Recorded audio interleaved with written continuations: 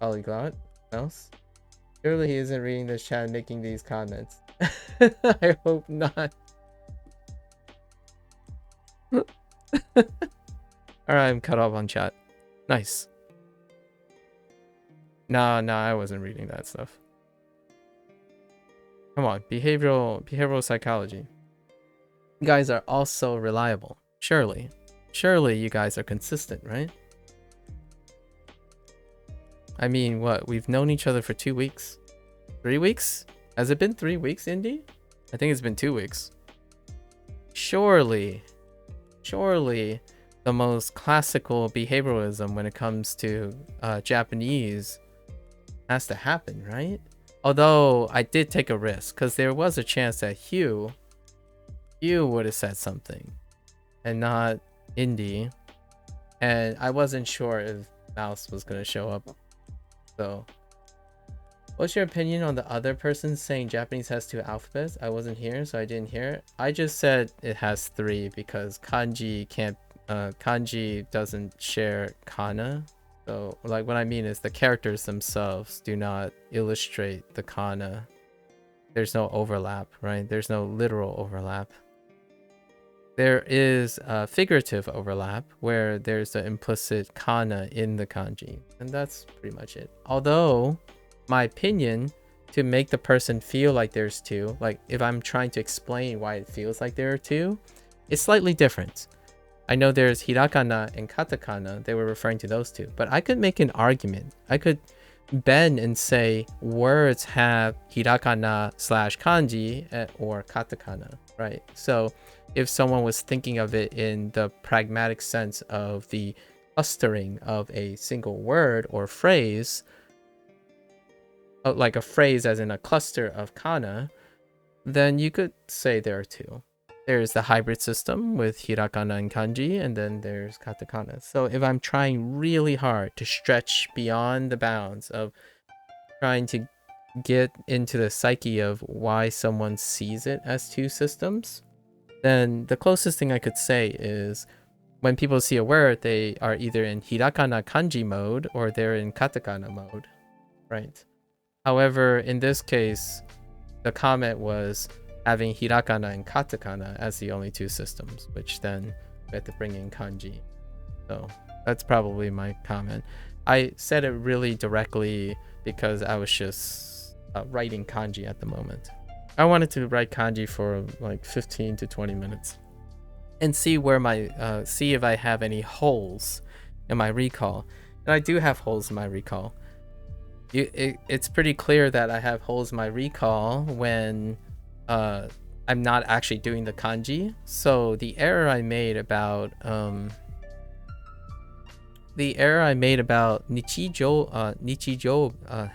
nichiyobi is largely due to nichiyobi being absent in this section. So my weakest memories are the ones that I'm not actively, repetitiously being repeated. So I remind myself of these associations while I'm doing this exercise.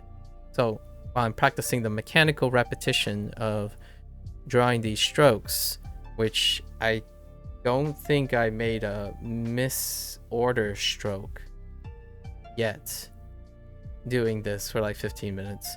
I could not keep bringing in new facts or new recollections while doing this. However, it's a good exercise to see what is becoming more lax and what is not.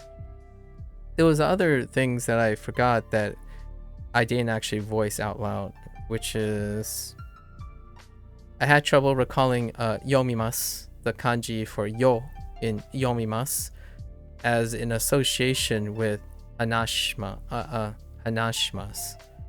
like the left stack. They're not quite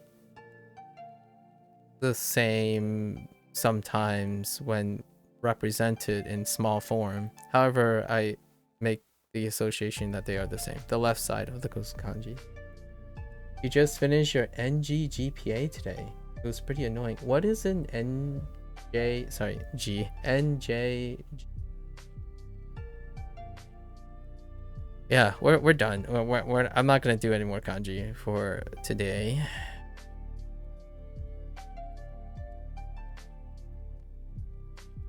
Indy, thanks for sacrificing your sacrificing your humility for the entertainment. I actually I do this a little bit here and there to test if I'm on the mark or off the mark. I could have been entirely incorrect. That someone like there are times when I'm like, "Hey, that somebody's probably yelling at me right now, but I'm not gonna look," and then no one was. So it's kind of fun to do this stuff. It's to normalize the idea that I don't know everything, but it would be kind of fun if I was on the mark. I appreciate the candor. Is it? It is the New Jersey Graduation Proficiency assessment. Oh, so that's the abbreviation. Oh, you're doing Jersey's one. Yeah. Um, for Pennsylvania, it's the PSSAs, the Pennsylvania State some standardized assessment or something.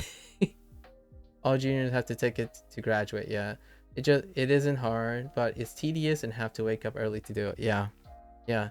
So you're in your junior year. Yep, yeah. In Pennsylvania, it's just the PSSAs. Yeah, we're neighbors. I haven't ever reside in Jersey, but I have been around Jersey quite some time. I'm from New York. Well, I was born in New York, and most of my immediate family is in. Most of my extended family are in New York. My immediate family is in Pennsylvania, and I spent a third of my life in Maryland. You have been to Dorney Park? I have not been to Dorney Park. Oh, I lied. I have been to New Jersey once, and it's a very different thing. I was going on a meetup date with someone, and we went to New Jersey Six Flags. It was the closest Six Flags that was halfway between where my guest was coming from and where I was coming from. So we met halfway in New Jersey for Six Flags. That's all I got for New Jersey. The most exposure I have with New Jersey is parking in New Jersey and taking a train station to downtown New York City. I know. Tough, but entering New York City it's a load of butt. It's quite convenient to go into like Newark or something. Newark, New Jersey. You've never been to Six Flags? I see. Our band team. Oh, it's actually really good, and they go to state champions a lot and perform at Six Flags. But you quit band in 8th grade? What made you quit band? You remind me of someone. Who am I thinking of? I have met another guy. I think that person is also... That person might be 17. And they have... It might be the same guy that knows... Yeah, there's a kid that's learning 3 languages. And they really like... they're in marching band, jazz, and... Yeah. It tracks really well. Why did you stop with the program? Oh yeah, no worries. I won't say that out loud. Don't worry.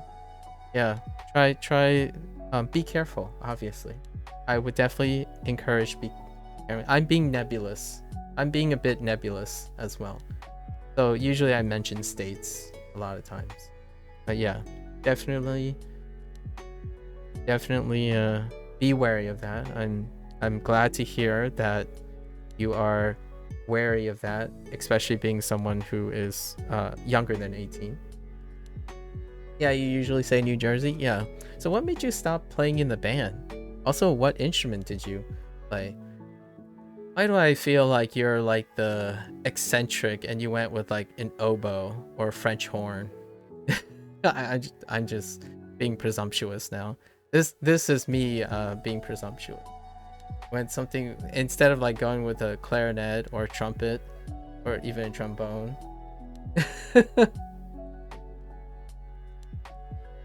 There is no way I was the only oboe player. Wait. Are you saying you were an oboe player, or are you saying there's no way you would be an oboe player? I'm a little confused there. There's no way I was the only. Oh, there's no way. And then there's a comma there. I was the only oboe player. Yeah. So here's the thing, right? Your behavioral pattern suggests that you stick out a lot and you lean towards eccentricity. So like things that make you very unique and kind of stand out, and you tend to look at things that are missing, right? Like differences and whatnot. So a lot of times people would choose instruments that make them stand out quite a bit. And usually oboe and like French horn tends to be a big one.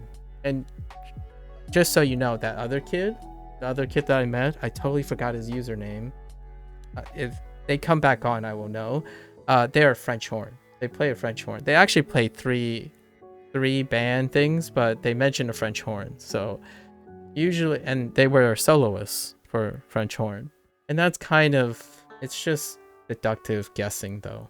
Like, I'm not trying to say I can predict people's. It's common, very common when you have a specific behavior pattern that you would lean toward an instrument that sticks out quite a lot. And oboe is quite uncommon, right? Versus if you were doing a woodwind, most woodwind people would probably pick either the clarinet or the saxophone, which saxophone is technically a woodwind because it has a wind mouthpiece, right? So things like that, and those are quite popular. So I was just gonna shoot in the dark and guess it's something rarer than that. I actually liked it, but the reads ended up being expensive and I prioritized more academic electives. That's fair enough. Yeah, so I don't imagine you miss band at all. Yeah, that's kind of that it's not trickery, obviously. I'm not like, I hope I don't sound like a creeper. Just it's fun when I shamelessly try to presume something, and I'm off the mark quite a lot. Just maybe a little bit more consistent than most people. Just don't do that too often. Yeah. Oboe, huh? Do you like music at all? Polyglot? Because if you're into language, a lot of times hearing acuity really stems from listening to music as well. You probably have a pretty passive, just from the use of language learning, probably have quite a musical acuity. It's not a coincidence, by the way. Indy is a marching band kid. It's not a coincidence. And you played a trumpet? Oh my gosh, freaking Indy, you're such a trend seeker. You're hacking trumpet. Which, by the way, just to share, when my parents told me that I should play an instrument, right? My first instrument of choice was the trumpet. And I grabbed the mouthpiece for a day and I realized my lungs are incredibly awful. And my parents, being Asians, dislike the brass instrument sound. So I ended up becoming a violinist. I wanted to be a cellist. However, I was a scrawny kid that couldn't even carry a cello. So we went with the violin. So I was a violinist all the way through high school. I was a violinist. And then naturally, since I'm ye olde Americana, I picked up a guitar at some point. From time to time, I'd pick up a guitar. I still have two over at the corner of the room. And I have a violin stashed somewhere upstairs. Yeah. So, it's not uncommon. I'm telling you. when it comes to behavioralisms, when you know enough check marks, right? They converge on specific things. And it's not uncommon for people who find the joy of listening to speech and certain sounds and applying that to end up at some point also playing musical instruments. So it's all not too impressive. So some people ask, sometimes it's not the same as, okay, here's the thing about all this guessing stuff and deductive reasoning. It's not the same as someone coming to me and saying, they said 3 words to me and asked them, hey, where am I from on the map? And they said like 1 sentence to me. That's not the same, right? My response in that would be, can you tell me more about yourself? The last time someone did that, they said that I could not guess where they're from. And they told me that they would give me 3 hints. And I asked them, can I ask you 3 questions instead? They did give me a hint though. They said their language was uncommon. However, when I asked them about their time, right? Because time zones are helpful. And then I asked them what percentage likelihood of their representation is online on Twitch or something like that to some extent. It ended up being a Slavic speaking country. So that's the closest I got. However, they really, all they were asking is they were guessing where they roughly are and what time it is there. And the answer was like plus 6 hours, right? They're 6 hours later. And that was relatively a pretty fun deduction. I don't know if you guys do this all the time with learning, but practicing deductive reasoning is quite fun. I mean, that's a lot of what video game is. Sometimes when you play a video game, my joy of playing video game is guessing and deducing what the developers did before I actually do it. That's one of my favorite activities, right? You know how detective novels, like true crime novels, the idea of its attraction is you're trying to get into the headspace of not just the characters, but also the writer, right? And the more you play along with the writer and get into their shoes, the more likely it's incredibly rewarding, even in a product that's very predictable. Like say you watch your 36th MCU movie, if you know what the creators are doing, it kind of gives that reward about, oh, are they behaving consistently or they're changing it up? And that's kind of the idea behind the fun of trying to get an emotional resonance with someone else. Not necessarily if you feel the thing, but at least know what they're going to do next. It's why games like chess, strategy games, when you're playing against a player, is so incredibly rewarding and timeless. Speaking of timeless PvP, Nanaka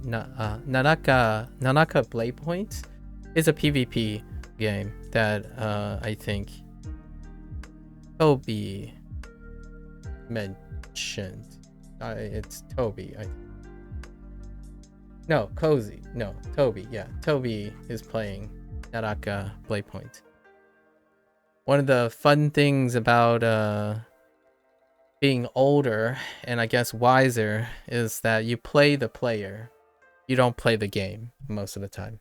So if you want to, sometimes this is ironic about ad hominem arguments. Instead of making the ad hominem argument in a debate, you try to understand your opponent and then use that against your opponent. Not to attack the opponent based on their character, but to see if you understand your opponent. So when you're having a discussion and an argument, a lot of times understanding who you're talking to alleviates a lot of need to be impressive or intellectually superior or being more proficient. I do like the idea that having the edge all the time is great, just not realistic. Most of the time, you're going to be in situations where you don't have the edge. However, if you put a person in front of me, I'm more likely to succeed than fail, even if I don't have the skills to do so. There's a way to sound considerate and competent without actually knowing the details when speaking to someone. Speaking of that person who you guessed their language, what do you think is your level of knowledge about linguistics, higher or lower than average? The semantics of linguistics, probably below average. Personally for me, two languages, knowing the semantics of two desperate languages would be the minimum requirement for an average person these days. The reason why I say that is I'm a native English speaker, right? However, being a native English speaker will give you that perspective that everyone else, the vast majority, non-native English speakers outnumber English speakers 2-to-1. So naturally speaking, if I were to take native English as a representation of my linguistic skills, right, I would consider myself below average, since it's not, if I was a Japanese speaker, that would be a little different, like a native Japanese speaker or someone where the distribution is different. But in terms of English, respectfully to myself, or maybe as being humble as I can, my English restricts the depth of my knowledge about linguistics. And knowing that the statistics that non-native English speakers outnumber native English speakers 2-to-1, it would suggest that at least more than 50% of people have two different linguistic systems that they're familiar with. That includes my native language. So, barring all the eccentricities of trying to measure the depth of English and all that stuff compared to like two languages, I would probably objectively err on the side that knowing two languages, which includes English, even at an intermediate level or some level, they have more exposure than someone who has a native language. With that said, maybe I'm around average because I do use and speak other languages per se. However, those are total immersion languages. So that means I don't actually have knowledge of linguistics of them. I speak proficiently in their sound. However, the study and knowledge of linguistics doesn't necessarily translate to being able to speak. I believe knowledge about linguistics require that you are able to speak about it and explain it, right? I am unable to proficiently explain why Fujianese, like I can't transfer the skill of Fujianese. So when you use words like knowledge about linguistics, those, I wouldn't consider those knowledge. Those are mechanical and intuitive things I do that do not have transferable knowledge. Now, in terms of use, like when someone asks me if I speak more than one language, I do speak more than one language. I don't have knowledge enough to be transferable in like Mandarin, Spanish, and Fujianese. I would not consider myself as someone who is a reliable source of knowledge. In terms of English, though, it's excessive. I would consider myself probably reasonably well above average in English. If I want to humble brag a little bit, I suppose, I would probably put myself above in the 99th percentile when it comes to English. That's just a small pond, though, right? So if you want to step back and take a bigger perspective, being in the 99th percentile of one language in a world surrounded by many languages, that's still a small pond. You have a glass ceiling when it comes to limiting your exposure. So I am far more competent now than I have ever been in my life in terms of linguistics. So these last 30 days probably exponentially increased my knowledge about linguistics. Yeah, maybe I should have phrased that question differently. You've obviously been exposed to language, but linguistics not so much. Yeah, linguistics would be the study of how language works. To some extent, yes. I would say the primary goal, like my understanding of linguistics now, because I'm really interested in this idea. My understanding is linguistics does focus on the preservation, the mechanics, and the the principles of different languages. It also has a inherent property that I like about linguistics. So the part that I like about linguistics is the idea of the preservation of the language through the spreading of language learning. So that special little prong of linguistics is probably where I would say coincidentally I might actually be above average. Largely because it deals with learning, not specifically linguistics itself. I have always considered that underlying a lot of the disciplines of specialized skills is the act of being able to reform and optimize one's learning methods. And those learning methods are life skills that are independent of the discipline you are in.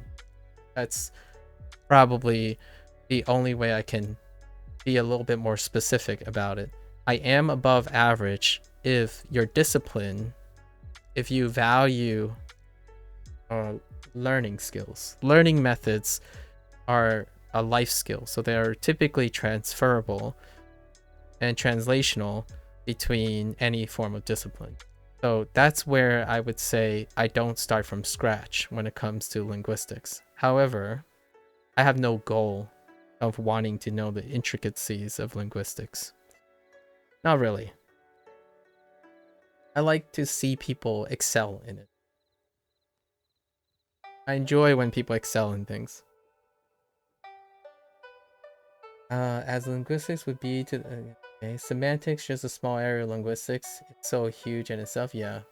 It's just a most obvious subfield. So, but there is so much more. How humans interact, word, yeah, etymology, language families, even about it, yeah.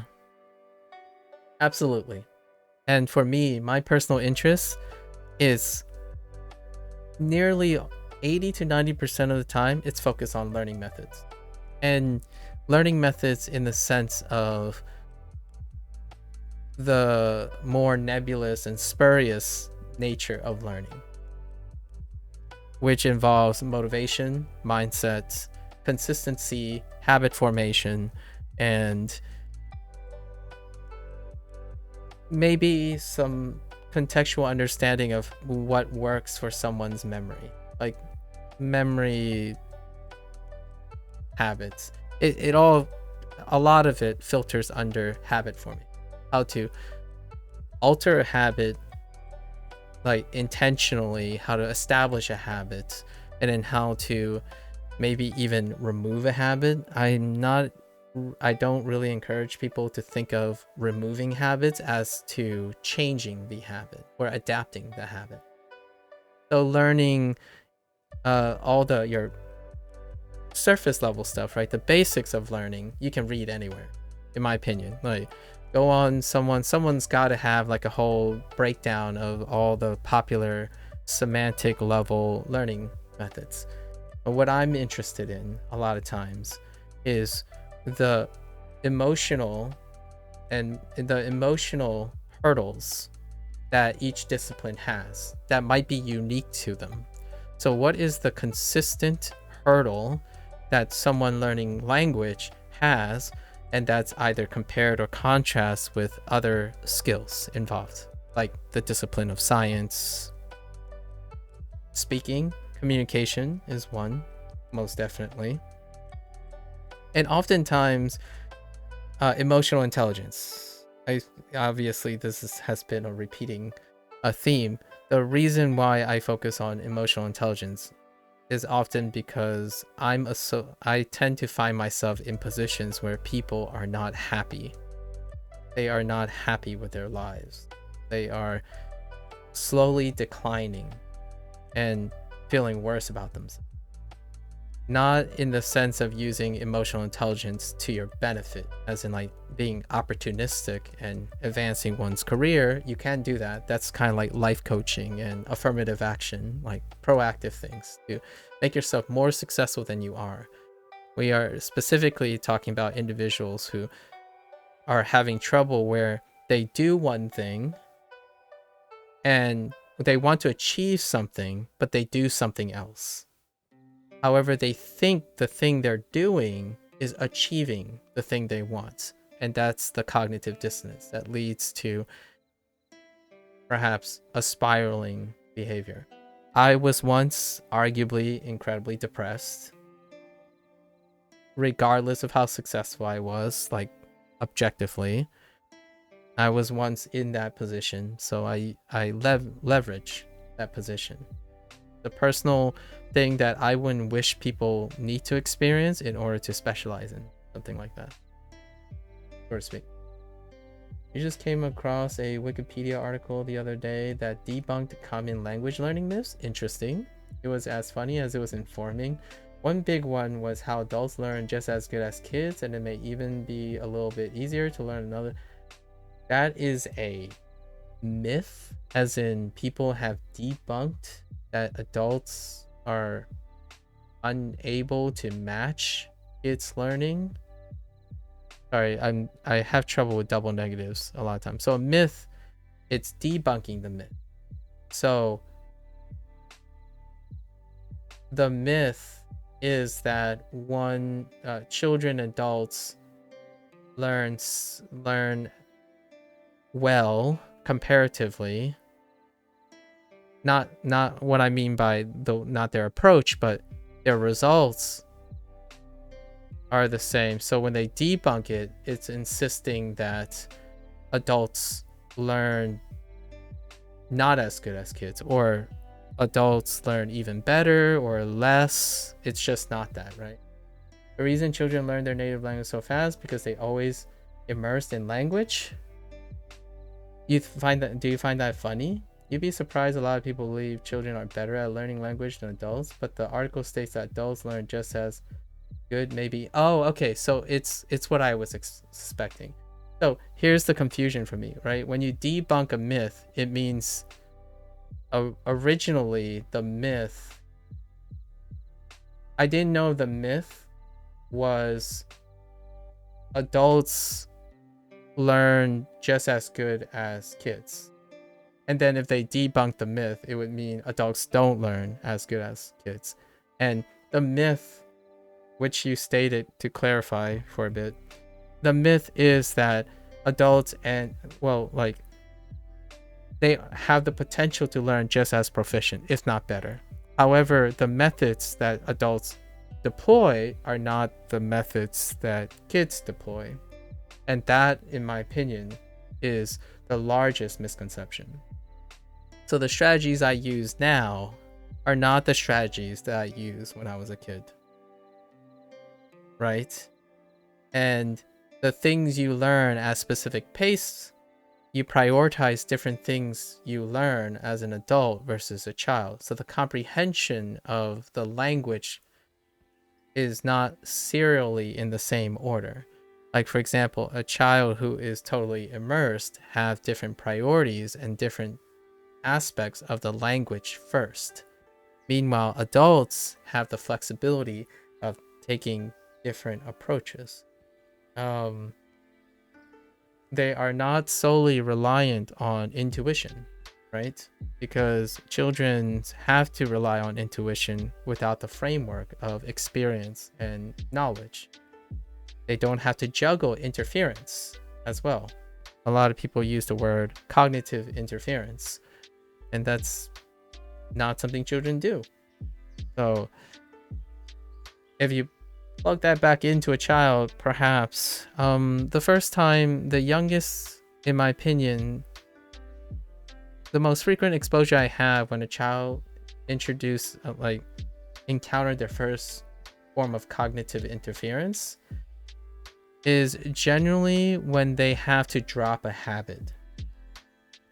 That's usually, in my opinion, the most salient first time a child learns what adults have to juggle when they learn new skills. They have to encounter the time of either changing, altering, or forgetting or reconditioning an old habit. And that old habit creates cognitive interference, right? So adults have to learn differently. They need all the methods and stuff to orient how to navigate all the experiences. I assume that article meant that if a young child, maybe around 7 to 12 years old, and an adult, assuming you're right, above the age of 30, sure, were challenged to learn a language using a similar method, for example, through a classroom, then both should learn the same. Interesting. Obviously, the experiment would be more specific, such as the same amount of time studied, similar intelligence, and same native language, but it's still pretty specific, yeah. And they would learn the same with the same method. Yeah, and that is logical. It's a logical fallacy, right? Because the classroom environment was designed around all our contemporary understandings of child development, and one of the most consistent fields in understanding human development and learning, and most consistent patterns in psychology are childhood and child development. And classrooms largely are developed around the idea that you are younger, not older. So even if you take any form of similar methods that involves a classroom, for example, or whatever it is, like say you throw a kid into a university setting, right, where it's targeted towards, I don't know, it's a pre-selection bias is what I'm saying about that. A lot of the methods that are presented in language learning has this myth, and ultimately those myths target children or younger people. So until there's a shift in that perspective that adults learn differently, in my opinion, this is just my cursory opinion when it comes to learning, until you understand that there are targeted environments that allow an adult to proficiently learn that may rival a youth. A lot of times when we talk about the method that's being tested, it's not often about whether it's the adult or the child. It's often the specificity of the method, right? And when it comes to language, oftentimes it's referring to the intuitive nature of language, right? And adults fail because adults don't necessarily rely on intuition, right?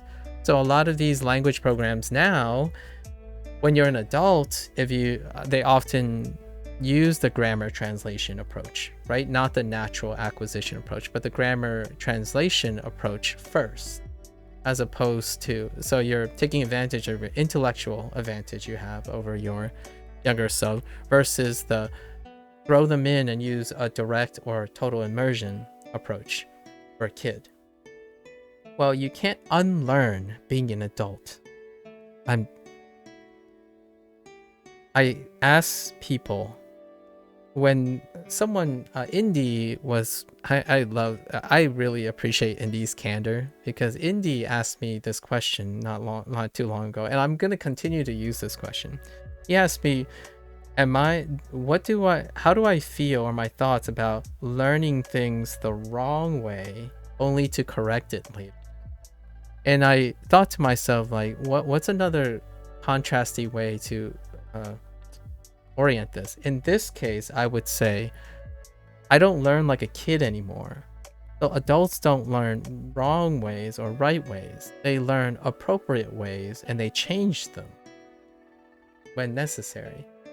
Kids develop bad habits because they have not developed habit formation and habit alteration yet. The longer you live, the less and less trivial it becomes if you spent your time building and breaking and building and changing habits. That there's a really big asterisk here. You can continue to learn and behave like a kid into adulthood. What does that look like? You stick with the thing that you do best since you were a kid. It also means that you don't participate in learning anymore. Like, for example, in English comprehension, a casual English comprehension has the baseline of high school in the United States, in my opinion. Maybe slightly college. Those individuals are satisfied with their life, right? The mindset and the motivational side of learning is not there. So naturally, they continue to rely on all their strategies that they've learned since they grew up as a kid. So their methods have not changed. For myself, I was in an academic career that required that I change very often. I have to acquire new habits, new learning strategies. My project's done. Time to acquire new habits, new methods. So over these years, it's no longer about whether I do something wrong. It's about doing something that I've done appropriately to get to a position, and then I change it. So rarely do I ever see I operate on the fear of developing bad habits. I develop habits appropriate for what I know, and then I build upon it. And that's the perspective of an adult who continues to learn throughout adulthood versus a kid who's learning for the first time, and also an adult who chooses not to learn new methods because they are perfectly happy. They're successful. They have like a skill that they've worked and honed for 40 years. It also means that they do not need to learn new things. So if they don't need to learn new things, they don't develop the skill for acquiring new skills. The whole old habit die hard or can't teach a dog new tricks kind of thing, that applies to people who are specialists, who specialize in the thing they first fell in love with. I did not fall in love with the first thing I did. I wanted to be a movie director. I wanted to be a game director. I was a musician. Like, there were so many things, and I chose science. And actually, I started off as a chemist. And then I naturally been influenced by a wonderful advisor and became a molecular biologist / biochemist. Then I went to school thinking I was going to do protein chemistry, right? Because biology, molecular biology and biochemistry, the intersection is protein chemistry. I ended up in an oncology lab, so dealing with skin cancer. And ultimately, I went to graduate school for protein chemistry, like a protein lab, but then I ended up in a virology lab. So this is the behavioral pattern you'll see for a person who is, if you hear someone say, hey, what did you do in your career? And if this person swapped jobs and career perspective 3 or 4 times in their lives, they have no problems reestablishing habits. Like, that's one of the inferences you should take from that. So if that person ever asks you for advice, like, hey, how do I get into language learning? Well, the answer is start, because this person will naturally acquire the language incredibly quickly because they acquire other skills all the time. The ones that are the major focus, at least in my opinion, as an educator, are the ones who are apprehensive, as in, oh yeah, I really want to learn this, but I can't. Or they say they can't. Those are the ones where you have to dive deeper and investigate, right? Get a background profile and then see what advice is appropriate for them. And that's kind of the whole one size. I think you mentioned a one size fits all. Yes, that's why methods are always so interesting, because you stated before, yeah, there's no one size fits all for sure. It's easier to rebuttal in absolute versus saying there isn't, right? Just that's the bane of science or objective reasoning. It's easier to disprove, as in support the null hypothesis, versus the hypothesized assertion. So if you believe there's a best way, you spend most of your life proving that there isn't a best way, because oftentimes it's actually far more likely that there isn't a best way than there is a best way, due to the limited knowledge of being a human being. That is the human condition. So oftentimes people might find me argumentative. Generally speaking, my motivation is to be argumentative. Only at one of the major motivations is to encourage that person to understand, if you believe this is the best way, I don't want to be that person to see this person fail and be lost. That's my concern. When someone goes around and say, I'm the best, this is the best, this is the only way, and they say they're 17 years old. The moment I think about that, I think about possibly a mid 20-year-old, mid 30-year-old hitting a midlife crisis.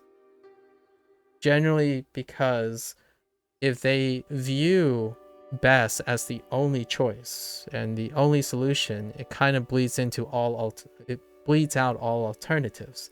So when it doesn't work out, which life is long enough for most of these things to not work out, right? That first barrier is my first concern. Failing at that point, however late it is, can absolutely be devastating to someone. And usually that's my true motivation, for one of my major motivations, for challenging people to say, hey, if you think this is the best, no hypothesis test. Try to convince yourself it's not the best. Science 101. If you believe in an answer, try your best to believe that that is not the answer. How easily can you poke holes into your own thing?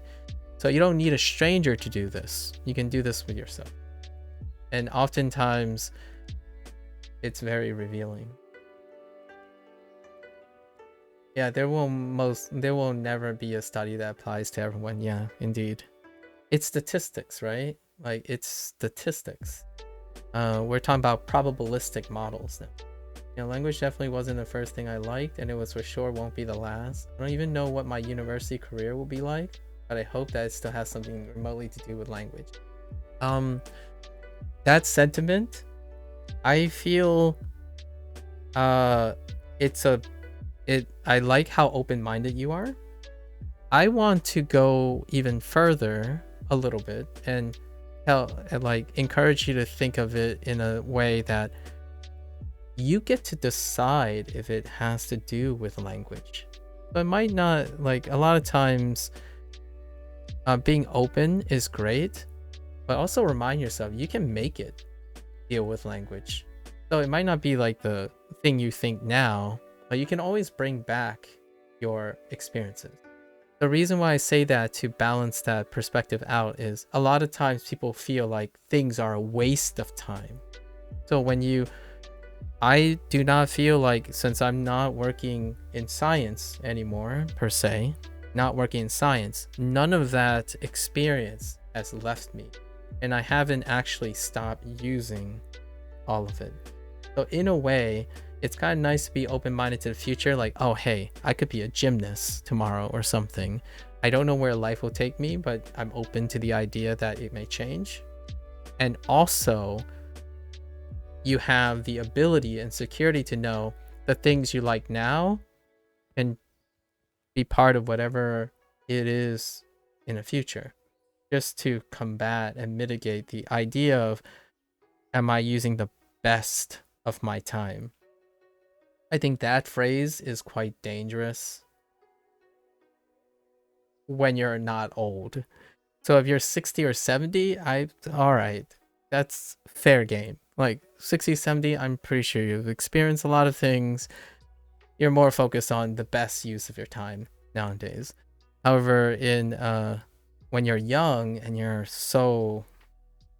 have such an accelerated ability to pick up skills, getting stuck and being afraid that you're gonna waste your time with, I don't know, what did you like. Sometimes I ask people, like I asked you, why did you stop playing in the band, right? Maybe in another 2 or 3 years I would ask, what did you learn from being in the band, and do they follow you now? And as one gets older, in retrospection, people start making like value out of their lifestyles. So I use my old life, like my younger life, as a stepping point and a leaping point for conversations. I talked about things when I was burning really, really hard when I was younger, and I was incredibly isolated and alone and very, very unnoticeably miserable. Like there's so much to say about being so ambitious and hardworking that you fail to see that you're declining in health. And that's a really common pattern nowadays, especially, I would say, the most at-risk range internationally. Not even, this isn't even related to just the United States, is around the age you transition into adulthood. So around 18 plus or minus 2. That's generally, there's a very characteristic and noticeable behavioral pattern that can lead to the idea that you might want to encourage this youth, like this range of people, to make sure to always keep track and sight of one's own health, right? Probably have enough resources to be successful at any time. You can't undo something like years of stress, all right, and self-imposed deprecation. That said, it leads into a segment about the internet hustle culture. But nevertheless, it's one thing that I do often is I prioritize asking how the person feels about things, as opposed to what they achieve. There's plenty of time for achievements. Oftentimes, if I'm asking about how you feel, it often means I'm not concerned about whether you're successful, because I'm pretty sure you're successful as long as you feel great.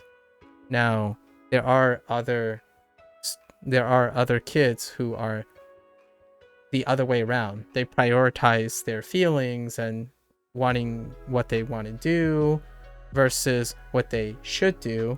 That's a different story. But in this case, since I'm talking to you and maybe a few others who are, I would say, incredibly competent, at the same time, it's at a trade-off of concerning about the mind, like the mental state moving forward.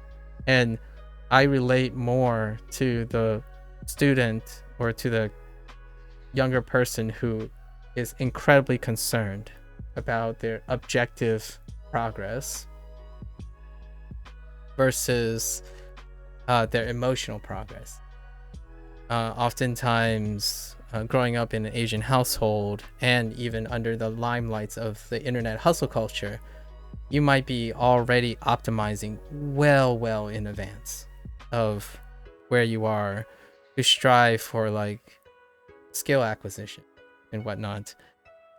And at some point, in my opinion, for me, it was around 27 to 28 years old, I noticed that I become estranged to people around me.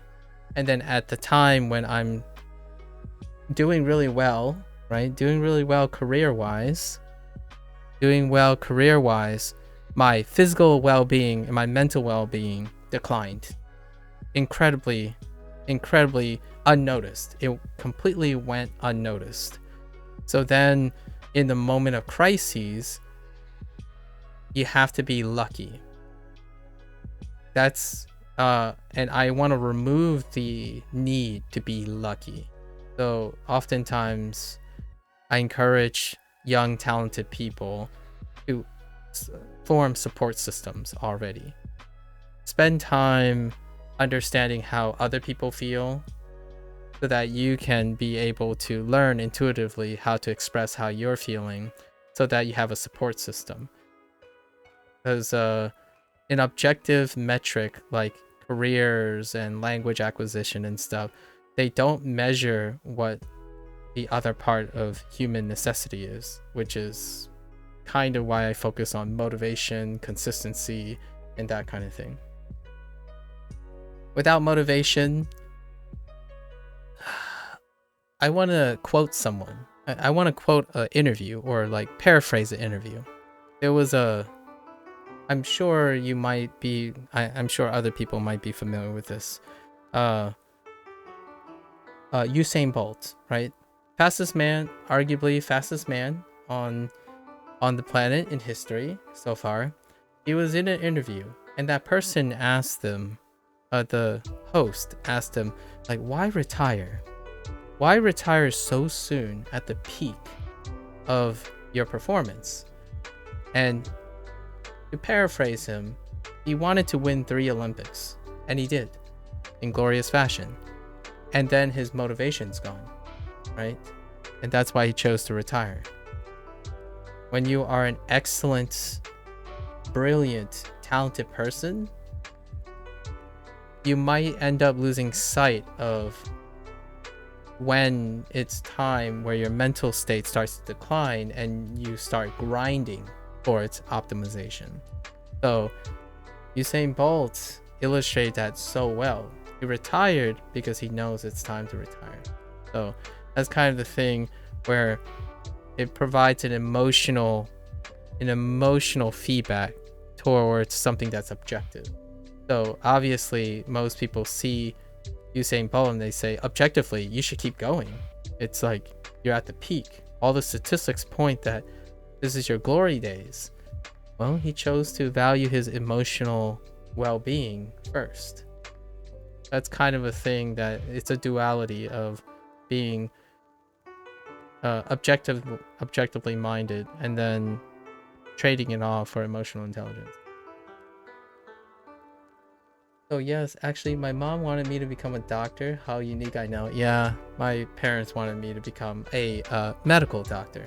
Yeah, a medical doctor. Your brother is a surgical tech? Impressive.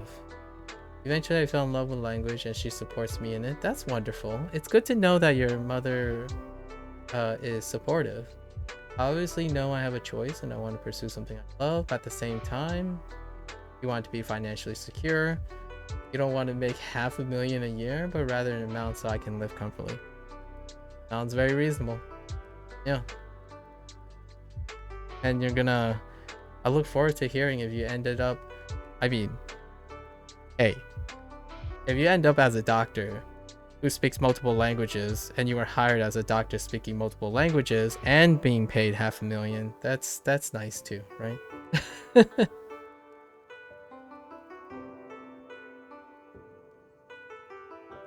I can tell you that if there was a doctor that speaks both Mandarin and English, first person to be hired for my parents. If I could find a doctor that is bilingual, that's sufficiently bilingual and convenient in a place here, I would most definitely hire them first for my parents. It's quite a while from now, but I'll definitely tell you. Yeah.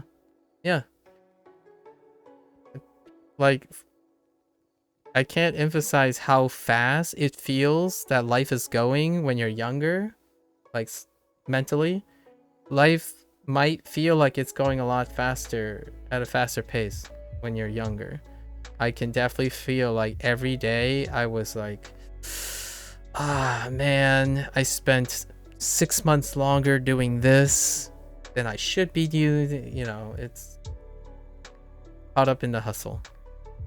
I still remember all those days where we would deliberate, youth measure each other on, oh, so you graduated from high school at 17? Like, yeah, cool.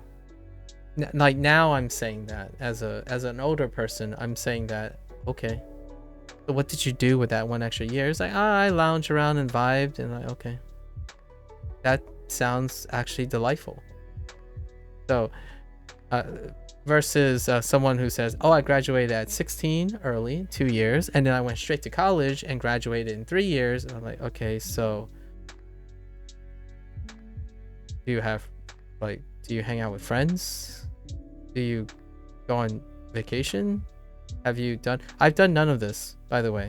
I can't undo any of that. My life story is I worked nonstop with a few exceptions, like a really few exceptions, all the way till when I was 30. There were very few exceptions, and those were obligations. People obligated me to do those things. So yeah, I'm the youngest I've ever been in my life. So if you're ever, like, I said this a bunch of times to people, I am mentally the youngest I've ever been, which also means I'm the dumbest I've ever been. Sorry, I'm using it kind of in a fun, endearing way. Hear me out here. Why I say I'm the dumbest I've ever been. The reason is I've been 60 most of my life. When I was born and I finally learned how to form my first sentence, I feel like I was at least 30 years older than everyone around me. And the reason why someone is very old or appear old is they're overly concerned with so many things. So when I'm saying I've never been younger in my life, is I've never been so dumb. As in, when I'm learning language right now I'm learning language, I'm actually doing less analytical work than I've done before. If I rewind the time and go back to 27, the way I approach learning from Duolingo is so different. It's like grind session. My stream will look like 10 hours of me legitimately writing, like, non-stop, and like there will be so much hard work. Not anymore though. It's not the case. So yeah. Well, that's quite a while. Okay. Hey, just grateful to be able to do things you like. Yes, exactly. Definitely appreciate all the privileges that life has to offer. Hey, I always tell people I would not be alive. Arguably, I would not be alive today if serendipity hasn't gave me the privilege of people who were there, who were more socially adjusted, who had a different dynamic in order to help me become more socially adjusted. I was not socially adjusted. At the age of 16, I was terribly socially adjusted. Like, I was, looking back, I'm surprised people hadn't considered if I had a multiple personality disorder or something, because I only act in the favor of everyone. Everything I did was in order to present myself at, like, in a way that people will find, I don't know, appropriate or useful. I am the guy that always appeared like I'm useful, and that's the thing that gave me a value at the time. So I developed an self-identity much later in life. So when you say you're grateful that you do things you like, and it's nice to have things you love, I didn't really learn that about myself much later, like definitely older than 18. So most of the time it were things that people say are good, things that people say you should do, the best way of learning things, the best colleges, right? The best career choices. That's kind of, unfortunately, that's also kind of a consequence of Asian culture, especially Chinese culture. However, if it doesn't work out by, like, a coincidence, it doesn't work out, then you know what happens. I don't want to go too dark and morbid about this, but generally in a prescribing monoculture, if you're not coincidentally adherent, it often feels incredibly hopeless. So I don't want to, let's not talk about that too often. And let's be grateful and happy about the privileges we have. As I don't think it's as harsh nowadays. However, we know what the consequences of having a monocultural conformist society that cannot help people who do not feel comfortable being able to achieve those things. For better or for worse, obviously. For better or for worse, however you measure that type of thing. If somebody wants to vibe their entire life and they are able to support themselves and work, then just let them vibe. I know, right? Obviously, we have to keep in mind that that's, to me, I want to hope that's the case. And it is a naive thing. However, I like to be young and naive and believe that's to be true. Hey, Noah. You're 26 and ready to take advantage of my youth? Why am I talking about spending 6 months to a year living in Japan? Why I'm thinking about... I mean, yeah. Definitely. I want to do something with the time, so probably school. I make enough for my job now that I wouldn't have to worry about money. That sounds... Take it. Take it. Yeah. Balance, take it. You know. Not so much all carpe diem, but just enough carpe diem. Keep one feeling youthful. I think it's very, very cathartic and endearing to try to stay young at heart, but not too young to get reality slapped in your face, but also not to grow up too soon. Growing up too soon is, I'm biased towards the extreme end. Growing up too soon is tragic. So it's one of those things, when you look at psychology, like developmental psychology, the most consistent pattern is childhood development, which goes a little to adulthood. So from 0 to 18, right? 1 to 18. Those are the most consistent patterns. Generally, they're the most consistent patterns because you kind of want to see a human being encounter those patterns. When you try to leapfrog over those parts, it can get a little hairy.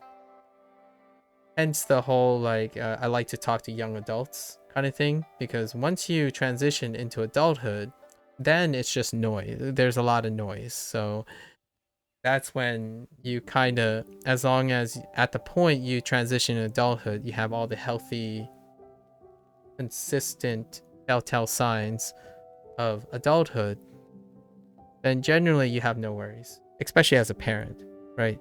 I'm not a parent. I've always wanted to be a prospective parent, so that might be, all these skills are useful in the future. However, when it comes to teachers, or if you're a professor or you teach something at a college, you're concerned with that. In my opinion, sometimes it's not because they suck at math or suck at biology. It's because there's an underlying problem with their health, their mental state. So oftentimes it supersedes their capacity to learn. If you're not in the proper headspace, regardless of how brilliant that person is, like for example, I don't know if you guys ever encountered this. I've been surrounded with brilliant people. Like, I've been lucky to be in the presence of very brilliant people. Brilliant people can look like C students. I legitimately and literally had a high school student or a high school classmate that deliberately underperformed because they lacked the motivation to be engaged in class. So largely why I feel emotional intelligence is underrated. very useful, just underrated. He's like, this kid deliberately, it's their challenge. It was this kid's challenge to underperform, not obviously. That was what entertained them. They wanted to make it not obvious that they're underperforming in high school. You know, a lot of times there's a bit of ethnocentrism or like ego when it comes to being very brilliant. They would make it obvious that they're underperforming, right? Like, they'll be obvious that they're underperforming so that they like slap the teacher in the face like, oh, you know, I'm deliberately getting the wrong answer. But there are students, like I've encountered multiple students who it is a challenge to trick the professor. So not only did it create like a resistance thing, the professor might not necessarily know, or the teacher might not necessarily know the kid is investing their aptitude in an incredibly different way. And it's hard to see that. So in the end of the day, I was not friends with this person. I was not friends with a lot of these people. And sure enough, here's the funny paradox in this. If you're someone who's gifted, people told me I was gifted, like teachers told me I was gifted in high school. Gifted people don't have socially adjusted skills to confront and concern themselves because, you know, time is precious. You've aged, so time is precious. You don't concern yourself with other gifted people a lot of times. So I see and observe how clever this guy is in challenging themselves in being a C student without getting found out. That's what they're satisfied with. And for me, I'm like, well, whatever. I do the thing I do that's well. And obviously getting A's, right? Because I'm from a less privileged background and I have to get those A's. So in the end, you're not going to have the idea where if you're average and you're socially adjusted, where someone will say, hey, why are you doing this? Like, you don't have to get C's, right? You can make someone happy and prove to them that you can do whatever you want. Like things like that. Things in the way where you can approach someone's like, hey, can you explain to me why you want to get C's and stuff? And then if they can express that, they can also express it to their teacher, right? So what happens, in my opinion, is then the teacher becomes aware. In order for the teacher to learn how to provide for them or defer to a different thing, right? Unfortunately, you can't expect that from even young people. I mean, when you're in high school, it's not reasonable to be this perceptive. The downside about this is if you carry this into adulthood, eventually you're going to have to learn how to express yourself. Otherwise, you have to get really, really lucky that there's someone who was like you, but now is now successful and they scouted you. That can happen. You know, there are people on the outlook for it. But man, if you're skilled at just lazing and vibing and listing, that's a common behavior, actually. Those who are incredibly brilliant tend to also incredibly lack motivation for things. It's interesting. I'm about to eat Greek food with my mom for dinner. Oh, take care. Take care, Mouse. Sorry. Totally agree. It took me some hard time in college to develop my emotional intelligence. Yeah, I was really terrible. Like, I honestly think when someone... I can't tell you how often someone said, can you do this? And I'm like, yes, I can. Good luck, Toby. Good luck. Enjoy. Yeah, I can't tell you how many times I keep saying yes. And I think I can do it, and I probably can. There's just one thing about not having enough emotional intelligence is that your body gives up. Like, it's pretty awful.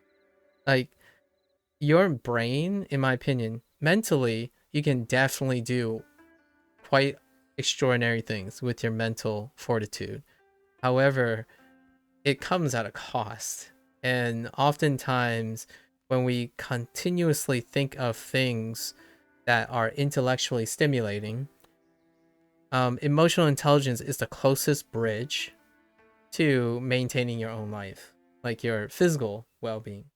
I was underweight. I didn't talk to anyone. I barely called my parents. And all while arguably being at the peak of my intellectual aptitude. So all that was at the sacrifice of being at the peak of my intellectual aptitude. And much like many successful people, which by the way, just a little shout out, I really love the Theorist channel. And what's his name? Matt Pat. He is he's ceremoniously retired after like arguably the peak of his whatever he's making, like the food theorist, game theorist channel group, right? The theorist group channel. So successful people who do things know when to exercise that emotional intelligence. Like if your heart's not in it anymore, that kind of thing, it doesn't stop you from being successful enough. That was you? You didn't want to be in school at all? You wanted to talk with friends and that's why I went to school? Oh, wow. Yeah. If we were both like school classmates, I would think you're an idiot. And as me now, as a 30-year-old, I'm like, man, it sounds like a wonderful childhood you had. I kid you not. Like, when I think about it, I did hang out with friends, but I almost feel like I didn't take advantage of it. So I did have pretty great friends. Although those friends were met with the idea that we hated school. Or not school itself, just the environment that school had. It's crazy. You're such a heckin' indie. Look at your profile, indie. You played the trumpet in band. You didn't like school, but you like hanging out with friends. You're such a party goer. Indie's got a lot more points on me than in terms of emotional intelligence. And anyways, that was a good digression. I talk about this all the time, generally from an American standpoint. So here's also the deep cut. I inferred that a lot of you are westernized. So my take would be very different with a different tone if I was talking to someone who is from a different culture, right? But it was quite already obvious to me that someone who's bilingual in English and Spanish and then touched upon linguistics in a way that executes the English language, I pretty much presume that we're all kind of on the other side of this culture. And what I say about emotional intelligence is largely revolving around the Western culture and the internet culture at large. But I don't think this kind of thing is very popular or potentially very debatable in other countries. Just to keep in mind, I'm specifically talking to a certain type of audience. I will use other points. Like for me, oh yeah, I was a hard worker when I was younger. Was I a healthy hard worker? Well, my 30-year-old self, 7 years ago, would say no. I was not a healthy hard worker. If I had to assume a Japanese persona, I would be that guy that is massively drunk in the nightlife and working day and night and sacrificing my mental health as a salaryman. That's probably where I would end up in, the classic. Work hard, party hard. I don't do that, obviously, now, which is great. I think that's nice that you can do something else. So I don't drink. Like, I social drink. I social drink. But I don't need drinks and libations and things to liberate my happiness anymore. I get happy just hearing people that are happy about their lives, right? I get really there's a double edge to this. I get a little depressed and disheartened when I ask someone like, "Hey, tell me about your day tomorrow." And then their first response from like a kid 17 or 18, and this is actually that one kid too, where like, "Oh, well, I always think my life is boring, but you know, I'll try to come back with something." Just so you know, the likelihood of someone who says my life is boring and on the first try they'll come back and remember to do that, it's like a 90% fail rate. I actually would be particularly culture shocked if it took one try to ask a stranger that, "Hey, I think your life is interesting. Tomorrow, notice something and then share it with me," right? And then tell a interesting story about it. Like, what is my interesting story today? Well, I ran for the 400 and here, actually, I can tell you the exact number. I ran for the 493rd time today. So, what was interesting today? Well, today, it recently rained, so my sinuses get clogged. So it was kind of miserable. However, I did notice that there are a few people that are checking out the house for sale that's behind our house here. So that was something new. That person drove a black SUV, but they only like got out of the car and went to the door, placed something on the door, and then got back in the car while I was running around. So that was peculiar. Sounds mundane, but hey, I at least still continue to observe the things around me, right? And that's usually where I start. Ooh, when you're hyper focused on progress and hyper focused on skill acquisition, stop living life. In my opinion, you start losing observations about life, right? So far though, the ones that I'm most concerned about are those who they sound like they know a lot, like so much. And then when I asked them about, "Hey, so what are your friends like?" They're like, "Well, I don't really talk to them." Like, okay, can you tell me when's the last time you talked to your friends? And then it starts going downhill, or at least it starts alarming me, where they're like, "Well, we don't really keep in touch anymore." Okay, what did you do last time with your friends? Like, "Well, you know, we didn't really do anything." And then that's where the red flags start raising, right? Where you have someone who's incredibly brilliant, who focuses on doing the best thing, focusing on a lot of things, and then immediately when you ask them why they do things, and the responses you get often is, "Well, make money." All right, how does making money make you feel? And like, "Well, you know, I have to pay the bills." Like, I still didn't get the answer from how you like, is that good? Like, "Well, you have to pay the bills." Oh, okay, we're not getting any closer to to like anything remotely answering my question. Like, and then I would have to phrase it really difficult, like, does making money relieve stress in any way? And then this successful person, by the way, would respond and say, "Well, I make a lot of money, so no, I'm not really stressed about making money." Okay, that's closer. So you feel nothing? Like, "Well, yeah, I've been making money all the time. It's no big deal." Okay.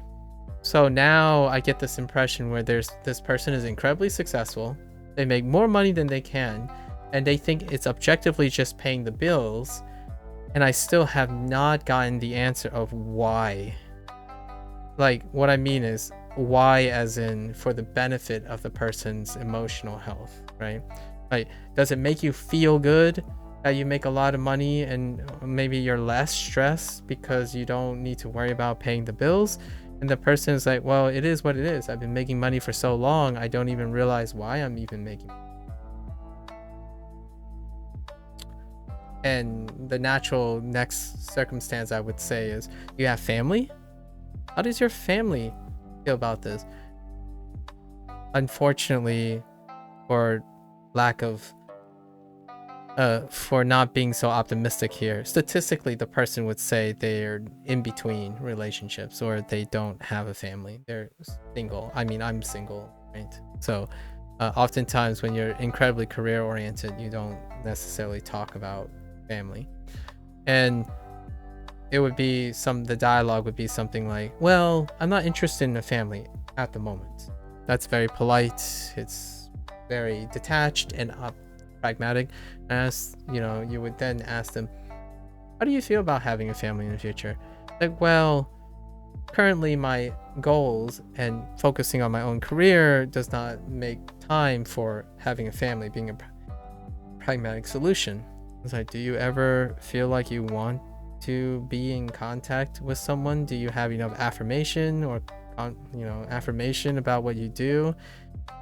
And most of the comments tend to be very robotic, in my opinion.